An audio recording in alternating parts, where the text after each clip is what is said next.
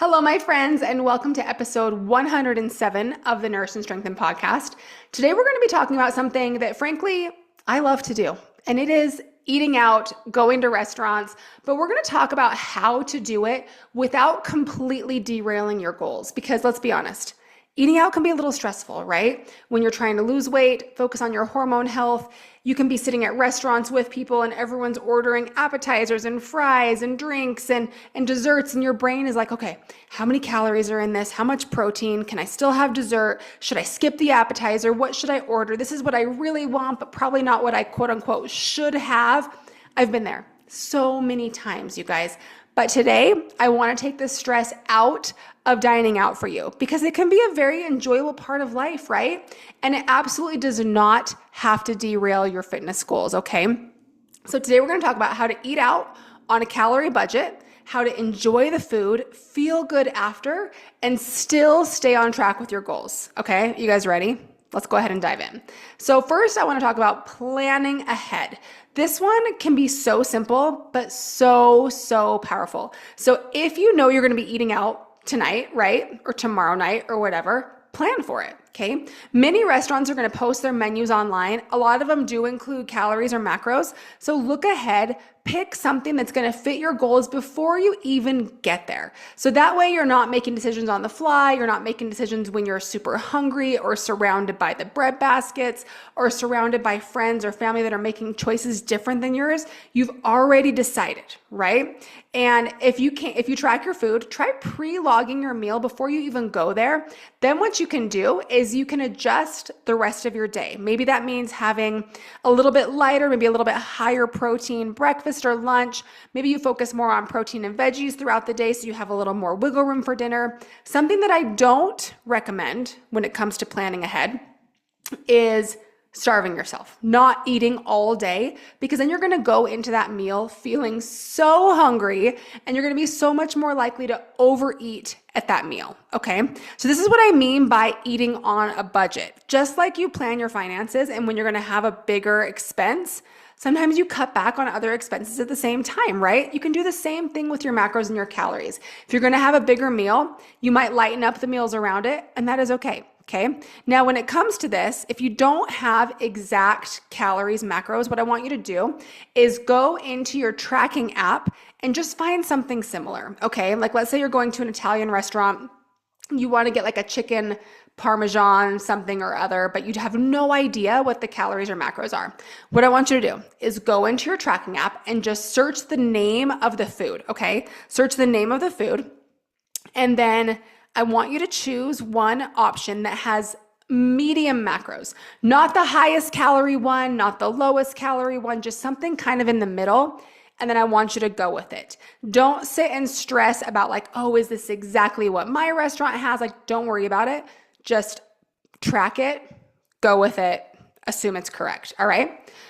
Tip number 2, leading with protein. Protein is your bestie, especially when eating out, okay? Not only is it the most satiating macronutrient, it's going to help balance your blood sugar, it's going to keep you full, all these things that support your hormones and your goals, okay? So when you're looking at the menu, first question I want you to think, what protein options do we have here, all right? If you're at a Mexican restaurant, for example, order something like the fajitas or tacos, where it's going to be more meat heavy than the enchiladas, where it might be more sauce/cheese heavy, or nachos, where it's going to be more focused on the chips. Okay. Does that make sense? At an Italian restaurant, look for grilled chicken or salmon instead of pasta that's drowning in like a cream sauce, right? There might be some pasta with the protein, but if you're focused on choosing something with a solid serving of protein, you know you're going to get enough of it, right? At a burger place, order the burger, right? But maybe skip half the bun or skip the bun completely if you want to have some fries. It's all about moderation, but really focusing on that protein. Also, don't be afraid to add protein, okay? So if you have a meal that has some meat, but you want to pay a few bucks to add more meat, do it, okay? Double shrimp on your tacos, double fish, whatever it is, it's worth it, okay? Also, if you don't finish it all at that meal, you can take it home and have another high protein meal, right? So eating more protein, keep in mind, is not going to make you bulky, okay? It's going to keep you balanced. It's going to keep you focused on the right macronutrients instead of overindulging on other ones, okay? Number 3, customize your order and don't feel guilty for it, okay? Repeat after me. You are not being high maintenance by customizing your meal. You are a woman with goals, and that is something to be proud of and something to work for, right? So don't be afraid to ask for dressings or sauces on the side. Sub out your fries for veggies if you want to save on the calories, like a side salad. Choose grilled meat instead of fried meat. Trust me, the restaurant staff does not care. They do this all day long.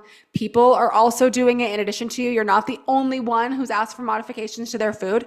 And the goal isn't to make your meal perfect. It's to make it work for you and what you want out of the meal, right? You're going to leave the meal feeling better. You'll digest it better. You're not going to have that like post-meal, like, oh, why did I eat that? My pants are so tight. I feel so sluggish, okay? You're not being difficult. You're being intentional. So make the customizations you want and don't feel bad about it, all right? Number 4 is be strategic with your extra things. This is where your meals can get crazy high calorie really fast. It's the appetizers, the drinks, the sides, the desserts. So here's what I tell my clients to do and what I do myself. Pick one extra.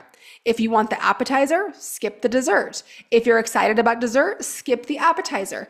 If you have a salad that has lots of toppings and sauces, maybe ask for some of those to be on the side so you can moderate them. Or, for example, with fats on a salad, there's sometimes salads that will have like bacon and cheese and ranch and nuts. Maybe you skip out on 1 or 2 of those, right? You're still gonna have a really good meal, but you might not have all of the extras, okay? This is not about restriction. If you tell yourself, I can't have the dessert, I can't have the cocktail, I can't have the cheese, whatever, that's when you're gonna feel restricted and like you're mad about it, right? It's about choosing what's worth it to you, because everything, all those little extras, they add up so fast. Another tip is if you want to try the dessert and the appetizer, share it, okay? Maybe you get one appetizer and share it with the whole table, and you literally have 2 or 3 bites and you're like, okay, I'm done, cool. You get one dessert and you share it with your date or your friend or whatever it is, right? I would much rather you fully enjoy the things you're choosing guilt-free than having like 3 things that you didn't really like and you feel regretful later, right? So decide before you go, what is your non-negotiable tonight? Are you so excited for the treat? Are you so excited for like a savory appetizer or whatever? Choose that first, enjoy it, love it, move on, okay? Tip number 5. Hydrate before and during. This one is easy but so powerful. Take a water bottle with you to the restaurant. Before you get out of the car, drink like half that water bottle. Drink a full cup or 2 or 3 of water, and then you're not going to go in there starving where you're going to want to eat tons and tons of bread, right? You'll still be hungry because you didn't eat necessarily, but your stomach will feel like temporarily full while you're making the decision of what you want to order, okay? And then when you sit down, get your water. If you want a Diet Coke, that's fine, or whatever drink that you're thinking about, like a low calorie, 0 calorie drink can be helpful. But drinking enough can help with digestion. It can help you feel satisfied, can even keep those cravings in check, like I mentioned. If you choose to drink alcohol, you can alternate that with some water or some sparkling water between drinks to kind of moderate that a little bit, because hydration is going to play a huge role in how you digest that meal afterwards, okay? So don't underestimate it. It's like the simplest hack there is, so make sure you don't forget that one. Number 6 is about mindset, okay? So I want you to check your mindset at the door. We got to talk about this one because this is where so many women sabotage themselves. It's not the food. It's the mindset around the food, okay? So many women go out to eat, they enjoy the meal, and they wake up the next day full of guilt thinking, well, I've already blown it. I've already overeaten. I'm going to start over on Monday. And they end up overeating for the next couple of days as well. Guys, one meal does not ruin your progress. It is the all or nothing thinking around that meal that will ruin your progress, all right? When you start seeing eating out as a normal, healthy part of your life, not a quote unquote cheat, everything changes, okay? You stop swinging between like being perfect and then punishing yourself afterwards. You start building that balance, And that's where the real long-term results come from. I promise. You don't need to burn off the meal. You just get back to your normal routine. No guilt, no overcompensating, no all or nothing mindset. You got it? Okay. That one's so important. I should have left it for the end. Number 7, 1 plate rule or the 4 bite rule. Okay. I don't like the word rule necessarily, but it has a little ring to it. So this is my favorite little hack. All right. If you are someone who tends to overeat or graze when you go out, follow the 1 plate rule. Everything you're going to eat, your meal, your sides, whatever it is, needs to fit on 1 plate. All right. No endless chips and salsa. No extra handfuls of fries from your partner's plate.